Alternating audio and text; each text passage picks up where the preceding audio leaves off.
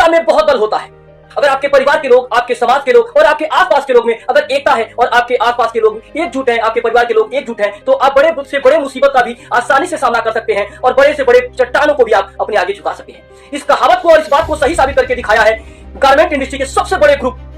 Richa global company के वर्करों ने।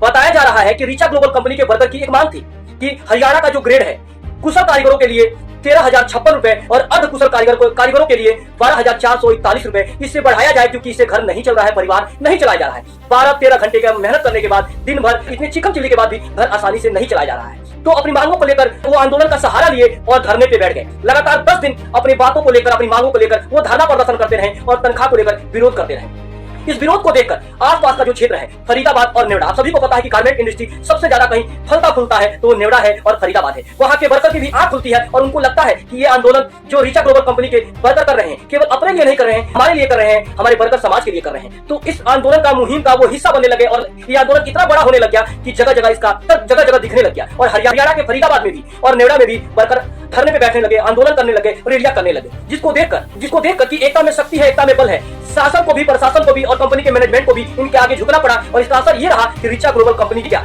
फरीदाबाद हरियाणा में ग्रेड बढ़कर आ गया है, ग्रेड में इजाफा हुआ है, जो ग्रेड में रिवाइज हुआ है, ये ग्रेड लिस्ट आप नीचे देख सकते हैं। तो दोस्तों, कहा गया है ना कि बिना मेहनत किए तो खाना भी आपके मुंह में नहीं हो सकता है। जरूरी है आपको संघर्ष करना, जरूरी है आपको एकजुट होना, जरूरी है अपने हक के लिए लड़ाई करना, संघर्ष करना और आवाज को उठाना। तो आपको क्या लगता है कि ये लड़ाई केवल रीचा ग्लोबल की कंपनी के जो वर्करों ने किया है, ये केवल रीचा ग्लोबल कंपनी के वर्कर का ही नहीं है, ये पूरे मजदूर समाज के उन लोगों के लिए है, उनके हित के लिए है जिनका तनख्वाह हरियाणा में 13,056 रुपए से लेकर 12,446 रुपए है। तो आप सभी को कैसे लगी कमेंट सेक्शन में जरूर बताइए और साथ ही साथ अपनी प्रतिक्रिया जरूर दीजिए कि ये लड़ाई केवल